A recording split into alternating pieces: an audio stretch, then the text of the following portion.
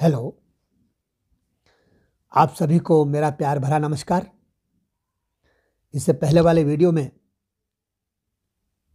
सुमित्रानंद पंत का व्यक्तित्व एवं कृतित्व तथा प्रथम रश्मि कविता का पहला छंद लेकर के आपके सम्मुख प्रस्तुत हुआ था। इसी क्रम में पंत जी का मैं प्रथम रश्मि की जो कविता है उसके आगे के काव्यात्मक पंक्तियां लेकर के उपस्थित हूँ। उनकी व्याख्या मैं आपके सम्मुख प्रस्तुत कर रहा हूँ। आप जरा गौर से सुने। ये मैं पहले बता चुका हूँ आपको कि सुमित्रानंद पंत जी छायावादी कवि माने जाते हैं। इनके प्रत्येक कविता में छायावाद का प्रभाव दिखाई देता है। छायावादी कवि वे हैं जिनके काव्य में प्रकृति चित्रण कूट कूट कर भरा है, जहाँ प्रकृति पर मानवीकरण का आरोप किया गया है, जहाँ अप्रत्यक्ष प्रियतम को संबोधित किया गया है। इस तरह की विशेषताएं जहाँ देखने को मिलती हैं वो काव्य छायावादी काव्य माना जाता है। और सुमित्रानंद पंत जी छायावादी काव्य के आधार स्तंभों में माने जाते हैं। और इन्हीं बातों के साथ मैं आगे की व्याख्या आपके सम्मुख रख रहा हूँ। स्नेहहीन तारों के दीपक श्वास शून्य थे तरु के पात, विचर रहे थे स्वप्न अवनि में, तब ने था मंडप ताना, कूक उठी सहसा तरुवासनी, गातु स्वागत का गाना, किसने तुझको अंतर्यामिनी बतलाया उसका आना, किसने तुमको अंतर्यामिनी बतलाया उसका आना। इन पंक्तियों में कवि ने प्रथम रश्मि का चित्रण किया है। जब सूर्योदय की पहली किरण धरती पर आती है तो किस प्रकार सुंदर लगती है, उसके आने से पहले धरती पर किस प्रकार छोटे छोटे पक्षी कलरव स्वर में गाना शुरू कर देते हैं, किस प्रकार तितलियाँ भंवरे अन्य जो छोटे छोटे कीड़े हैं मकोड़े हैं इस तरह के जो पक्षी हैं वो कलियों पर मंडराना शुरू कर देते हैं। ऐसा लगता है कि मानो कलियों को खिलना सिखा रहे हों।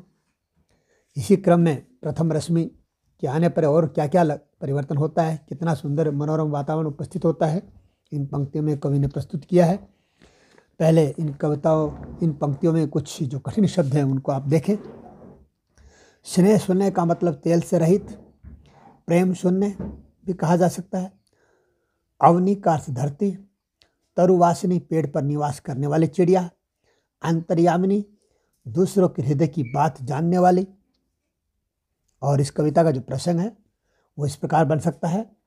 प्रस्तुत काव्य पंक्तियाँ सुमित्रानंद पंत द्वारा रचित प्रथम रश्मि शीर्षक कविता से ली गई हैं। इसमें प्रातःकालीन अरुण किरण के आलोकित होने से पहले का वर्णन किया गया है।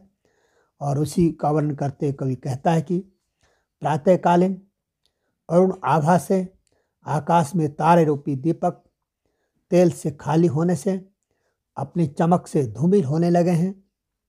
पेड़ के पत्ते ऐसे निश्चल और निष्पन्न थे कि मानो वे श्वास से शून्य तथा निर्जीव हूँ।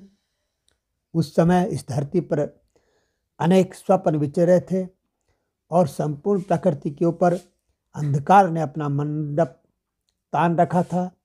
कहने का कवि का भाव यह है कि जब पहले किरण धरती पर नहीं आई थी उस समय सारे संसार में स्तब्धता, नीरवता, अंधकार व्याप्त था।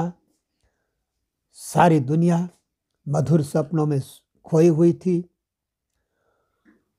और जैसे ही पहले किरण का धरती पर आना हुआ, तारे जो कि रात भर जगमगा रहे थे उनका प्रकाश, उनका टिमटिमाना भी बहुत मंद हो गया है, धुंधला हो गया है, जिसे देखकर ऐसा लगता है कि मानो इनका तेल खत्म हो गया हो। और जो पेड़ जिनके पत्ते रात भर स्तब्ध थे, निर्जीव से जैसे लग रहे थे, उनमें भी अब हल्की हल्की हलचल शुरू हो गई है। कवि आगे कहता है कि ऐसे अवसर पर सहसा ही पेड़ पर रहने वाली छोटी चिड़िया मधुर स्वर में कूकने लगी, गाने लगी। क्योंकि आप देखते हैं कि सूर्योदय होने से पहले छोटे छोटे पक्षी जो हैं, चिड़िया है और अन्य पक्षी जो हैं, वो बड़े ही कलर स्वर में गाना शुरू कर देते हैं। उसे संबोधित करते हुए कवि कहता है कि हे पेड़ों पर निवास करने वाली चिड़िया, तुम नए प्रातःकाल के स्वागत का गाना गाओ। हे अंतर्यामिनी, तुम्हें प्रथम रश्मि के आगमन की सूचना किसने दी और किसने तुम्हें मधुर स्वागत गान सिखाया। मतलब कह चिड़िया को कवि ने अंतर्यामिनी बताया है, क्योंकि वो अंतर्यामिनी उसको इसलिए बताया है क्योंकि उसको पता चल गया है कि अब सूर्योदय होने वाला है, अब सूर्य की पहली किरण धरती पर आने वाली है। उसने प्रकृति के मन की बात को जान लिया है, प्रकृति के दिल की बात को जान लिया है, इसलिए कवि ने उससे अंतर्यामिनी कह करके संबोधित किया है। और इस पद में अगर विशेष बातें देखें तो कहा जा सकता है स्नेह तथा तेल। स्नेह शब्द जो शब्द है वो तेल और प्रेम का वाचक है। तारों को स्नेहीन दीपक बताकर कवि ने तारों की धुंधली चमक की ओर संकेत किया है। रात्रि में वृक्षों के पत्ते निस्तब्ध और निश्चल थे, इसलिए कवि ने उन्हें श्वास शून्य कहा है।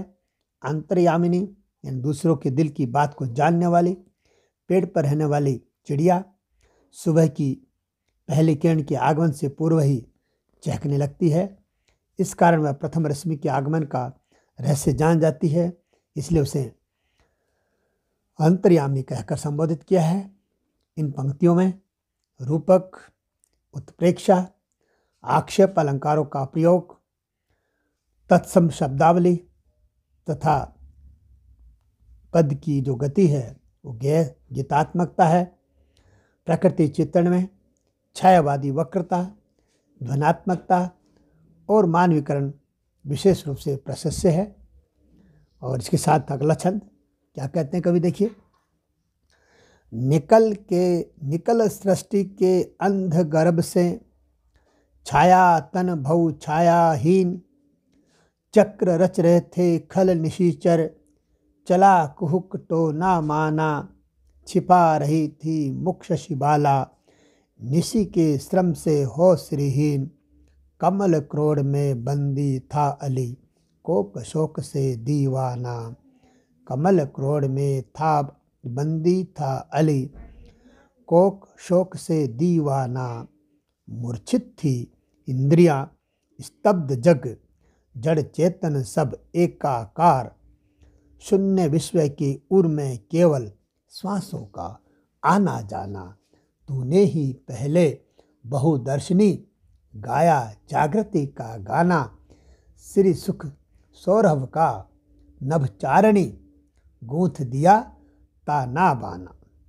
श्री सुख सौरभ का नभचारणी, गूंथ दिया ता ना बाना। प्रथम रश्मि का आना रंगनी, तूने कैसे पहचाना।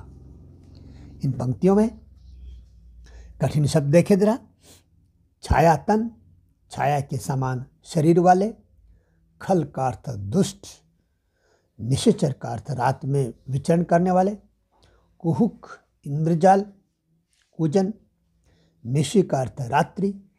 क्रोध का अर्थ गोद। अली का अर्थ भोरा। कोक यानी चकवा। उर यानी हृदय। श्री यानी शोभा। सौरभ यानी पराग। देखिए इस पंक्तियों का प्रसंग। प्रस्तुत काव्य पंक्तियाँ छायावाद के प्रमुख कवि सुमित्रानंद पंत द्वारा रचित प्रथम रश्मि शीर्षक कविता से ली गई हैं। रात्रि के अंत में प्रातःकाल से पूर्व प्राकृतिक वातावरण में एक विशेष परिवर्तन दिखाई देता है। एक ओर चंद्रमा छिपता है, तारे छिपते हैं, तो दूसरी ओर कमल खिलने लगते हैं। कवि पंत जी ने इस अवतरण में इस दृश्य का बहुत ही सुंदर और मनोरम चित्रण किया है। कवि सुबह के मनोरम दृश्य का चित्रण करते हुए कहता है कि रात्रि के घने अंधकार में छाया के समान काले शरीर वाले तथा छाया से रहित अनेक दुष्ट रात्रिचर प्राणी सृष्टि से बाहर निकलने लगे। अंधेरे में वे सभी कुचक्र सा रचते हुए अपनी माया फैला रहे थे। इस कारण सृष्टि ने सर्वत्र अंधकार का जादू फैला रखा था। कहने का भाव यह है, रात्रि के घने अंधेरे में ऐसा लग रहा था कि कोई छायाहीन कोई भूत प्रेत आदि सृष्टि में अपने इंद्रजाल का प्रसार कर अपनी कोई कुटिल राजनीति रच रहा हो या कुटिल चक्कर चला रहा हो या कोई जादू टोना कर रहा हो।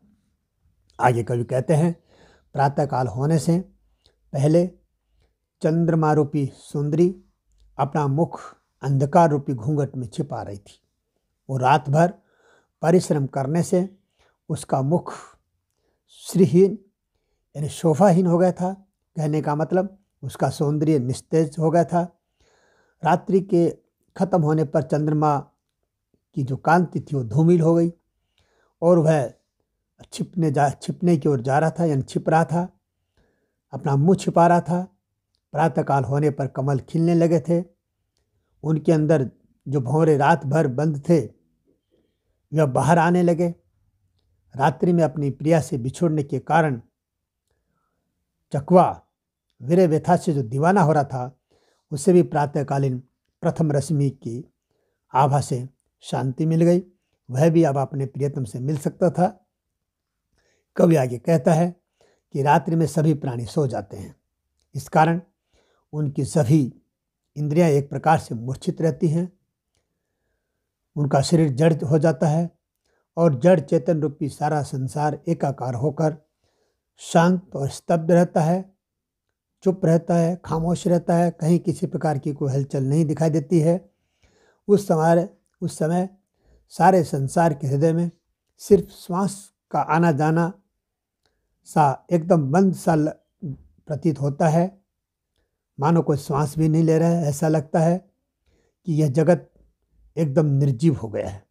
ऐसे नीरव एवं आलस्यपूर्ण वातावरण में सर्वप्रथम प्रातःकालीन प्रथम अरुण की किरण ने ही सबसे पहले जागृति का गाना गाया। अर्थात कहने का मतलब है, अरुण किरण के आगमन से सारे संसार के विश्व के प्राणी जाग गए। संपूर्ण प्रकृति में नवीन चेतना का संचार हुआ। इसके आने से पहले सारा संसार खामोशी की नींद में सोया हुआ था। प्रकृति में कहीं किसी प्रकार की विशेष हलचल नहीं थी और जैसे ही पहली रश्मि धरती पर आई, चारों ओर चहचहाट फैल गई, चारों ओर हलचल हो गई, फूलों ने खिलना शुरू कर दिया। इसलिए कवि कहते हैं, हे नभ में विचरण करने वाली प्रथम किरण, तुमने इस संसार में नवीन शोभा सुख रूपी पराग का ताना बाना गूंथ दिया है। अर्थात हे रश्मि, तूने संसार के अंदर नवीन चेतना भर दी है, संसार में नवीन जागृति पैदा कर दी है। तुम्हारे नहीं आने से सारा संसार स्तब्ध था, चुप था, खामोश था, कहीं किसी प्रकार की कोई हलचल नहीं थी। ऐसा प्रतीत होता था कि मानो सारा संसार निर्जीव है, जड़ हो गया था। आगे कवि कहते हैं, रात्रिकालीन वातावरण से धरती पर शांति रहती है, खामोशी रहती है। अंधकार के कारण सभी जीव भयभीत रहते हैं और प्रकृति की शोभा भी अंधेरे में छिप जाती है। परंतु प्रातःकालीन रश्मि की प्रथम आभा ने इस सृष्टि की प्राकृतिक शोभा को बढ़ा दिया है। सभी जीवों में नवीन चेतना का सुखमय संचार होने लगता है। इसलिए प्रथम रश्मि ही सृष्टि में श्री सुख सौरभ का ताना बाना जुटाने वाली सी लगती है। कहने का भाव यह है कि सृष्टि में पहली किरण ने ही जागृति का गाना गाया, सारे संसार को जगाया, सारे संसार में सुख और शांति का प्रसार किया है। इसलिए इस पहली किरण का बड़ा महत्व है। अगर कुछ विशेष बातें इस पद में देखें तो हम कह सकते हैं कि रात्रि की खामोशी और प्रातःकाल की रमणीयता का बहुत ही सुंदर चित्रण कवि ने यहाँ किया है। कवि ने जो रात्रि का चित्रण किया है वो खामोशी का है, वो शांति का है, और जब सुबह पहली किरण आती है वो नवीन चेतना पैदा करने वाली है। प्रातःकाल में प्राकृतिक वातावरण का जो नयापन आ जाता है, कवि ने उसका बहुत ही सुंदर तरीके से चित्रण किया है, जो कि प्रशंसनीय है। शशिबाला में रूपक अलंकार है। पूरे छंद में मानवीकरण अलंकार का बहुत ही सुंदर प्रयोग हुआ है। कमल का खिलना, भौरों का मंडराना, जड़ चेतन का स्वाभाविक गति में रहना, इंद्रियों में चेतनता आ जाना आदि सभी बातों का बहुत ही सूक्ष्मता के साथ में कवि ने चित्रण किया है। और कवि का चित्रण बहुत सुंदर मार्मिक बन पड़ा है। इन पंक्तियों में भाषा की दृष्टि से अगर देखें तो इन पंक्तियों की जो भाषा शैली है वो तत्सम प्रधान शब्दावली है, और इन पंक्तियों में गीतात्मकता का विशेष गुण है। बहुदर्शिनी, नवचारिणी, संबोधन, अर्थ गांधीर्य की द्योतक हैं, और संपूर्ण छंद छायावादी शैली में रचा गया है। इस तरह से इन पंक्तियों में कवि ने पहली किरण आने के बाद में धरती पर कैसा मनोरम वातावरण और सुंदर वातावरण पैदा होता है, कवि ने उसका चित्रण किया। कवि को अपने चित्रण में पूर्ण सफलता मिली है। और इसके साथ मैं अपनी वाणी को यहीं विराम देता हूँ, और इस कविता के अगले छंद जो हैं, यानी आगे की जो काव्य पंक्तियाँ हैं, वो लेकर के मैं अगले वीडियो में यानी भाग 3 में आपके सम्मुख लेकर के प्रस्तुत हूँगा। तब तक के लिए मैं आप लोगों से विदा लेता हूँ। आप कृपया बने रहें, इस चैनल को सब्सक्राइब कर लें ताकि आपको नए नए वीडियो की सूचना आपको सबसे पहले मिलती रहे और आपका ज्ञानवर्धन होता रहे। इसके साथ आप सबको बहुत बहुत धन्यवाद। आप सबका आभार।